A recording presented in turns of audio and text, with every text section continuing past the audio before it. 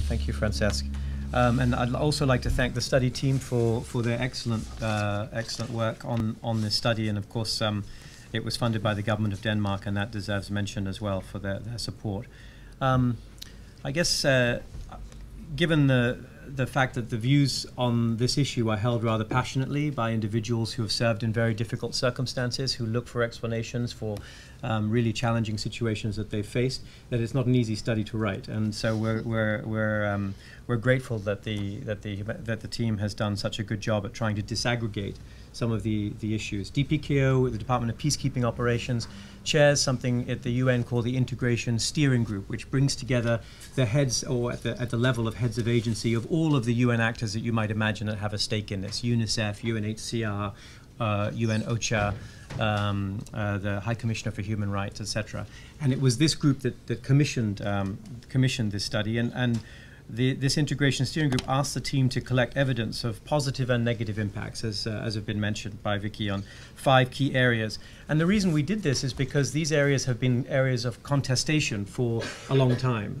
These are areas where individuals on either side of the debate very passionately held views, as I said, about what the impact is on their work of integration. And so the study was necessarily limited to these, but even within those limitations, it brings some really important factual findings. And those have been summarized, obviously, and we can talk in more detail on the ones which are of most interest afterwards. But we do believe that the study makes a major contribution in disentangling and disaggregating what is specifically related to or caused by integration arrangements and what has to do with other factors. And this is always difficult, finding a causal chain between situations in a politically and socially complex environment which describes the work environment that humanitarians and peacekeepers or political actors come together in.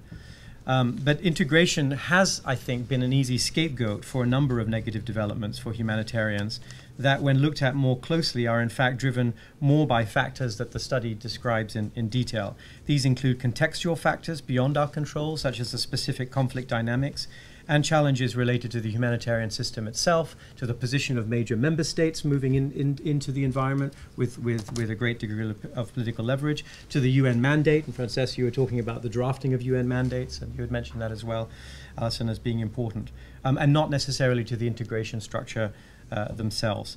And in this regard, there's blame to be laid at any number of feet, including, I would say, the humanitarian community, where the adherence to humanitarian principles is sometimes taken as a given, and the challenges that come to those principles as being external to the humanitarian community. Whereas actually adherence to those principles, agencies which are both humanitarian but also development in nature and get caught in a state building mode as well as in a humanitarian assistance mode in a complex environment, these also contribute to the question of what perceptions the humanitarian community has. And so I think the study does a good job of sort of presenting the wealth of these factors and trying to begin to disaggregate, although that's obviously a difficult thing to do.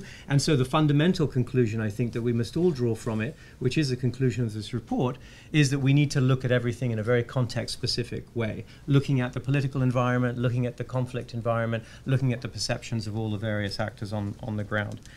The study obviously does a good job of describing the evolution of integration practice and policy. And while I'd certainly be the first to admit that we, as a lead department, don't always implement this policy in a consistent way, I think that it's important to recognize that it includes some elements which are not always recognized, elements which allow for flexibility. The first is that form follows function. We are not wedded to the idea of structural integration. There are different options in terms of how the UN might organize itself, and this has resulted in decisions not to create a deputy SRSG RCHC in a number of specific cases: Chad, Darfur, Somalia.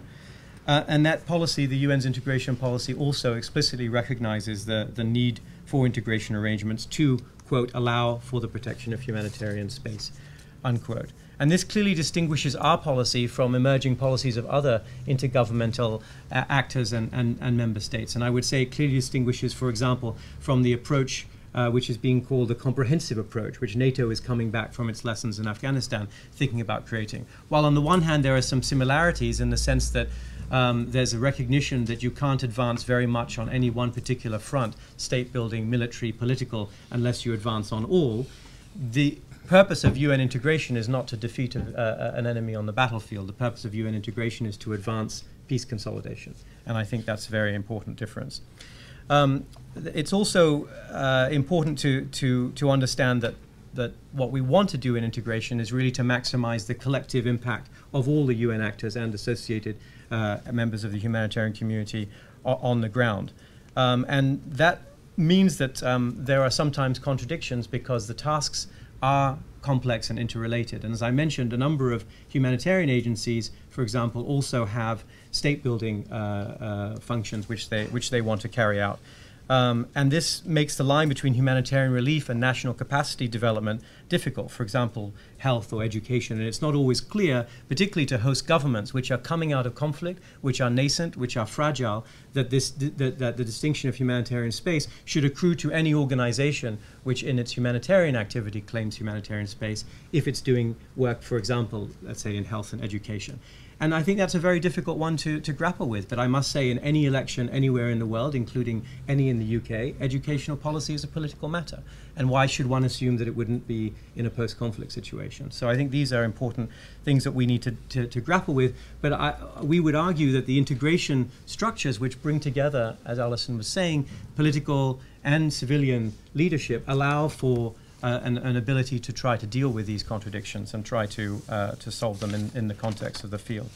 The study also provides for a number of specific recommendations in Chapter 6, as Vicky mentioned, and certainly the intention of DPKO is to take these up in the integration steering group. One of them, for example, is to invite a representative of the NGO community to the integration steering group whenever these issues or related issues are on the table, and would really be happy to do that. And we plan to be following up on a number of the other recommendations. Let me conclude with a couple of final observations. The first is that we came to integration from experience in the field. We have experience in the field of disintegrated, disaggregated UN action. And it wasn't always particularly helpful or beneficial for outcomes. I often point to the experience of the humanitarian community being instrumentalized, absence of political and military response around Goma after the genocide in Rwanda. And it put the humanitarian community in an extremely difficult position. And there were real arguments pushing for the ability to link together more political, military, and humanitarian activities, at least at the strategic level. And these are the experiences which actually led us down the path of integration. And so this concept of strategic integration as opposed to structural integration, I think, is an important distinction, because at the very least, the kinds of elements of integration which we want to ensure, there's a common ability to plan, there's a common ability to analyze, there's an ability for the leadership to come together and discuss overall objectives. These should be present regardless of the structure, as has been mentioned. Also, this puts a lot of emphasis on the role of the Deputy SRSG RCHC. And for those of you who don't know what that function is, this is the leader in an integrated political or peacekeeping mission who is also the resident coordinator and humanitarian coordinator, and whose job it is to manage the linkage to the country team. And interestingly, the study found that while there are lots and lots of different and often polarized views, by and large, the people who have been charged with carrying out this integration at the crux point, these DSRSG RCHCs, are of the view that on balance this is a positive, that their role is a positive one, and the opportunities that it provides are positive, and it enables them to more effectively influence internal mission planning and decision-making processes, as well as external actors, to the benefit of humanitarian action. And so even in acute crisis situations, this has a lot of potential for the mission and for the humanitarian community to adapt quickly to environments which are moving fast. And is that time? One last point, my final point, and perhaps a more provocative one, is that often in this discussion there is a sense of a hierarchy, and that humanitarian principles sit atop the moral hierarchy, and then come political and other considerations. And there are obviously important reasons for that. Humanitarian principles are about saving lives, and that is obviously absolutely an important moral and imperative. But it's not necessarily a given. There are times when advancing on the political track are absolutely crucial, and there are times when, if you would ask even people in the most dire circumstances if they would like to see the political track resolved, they would answer yes. There are times when military response is absolutely crucial. For example, in trying to get a response to a genocide, which is often so difficult. And so I think one has to bear in mind that integration is reflecting that these are all imperatives, and managing them together is often the challenge, and that there aren't easy answers or necessarily an easy hierarchy to draw. And obviously, I say that in full cognizance that humanitarian space does allow for the implementation of life-saving assistance. So that's not to say that that an alternate hierarchy is what I'm proposing, but just that there needn't necessarily be a hierarchy, that this is something which needs to be sorted out and worked out in very complex situations.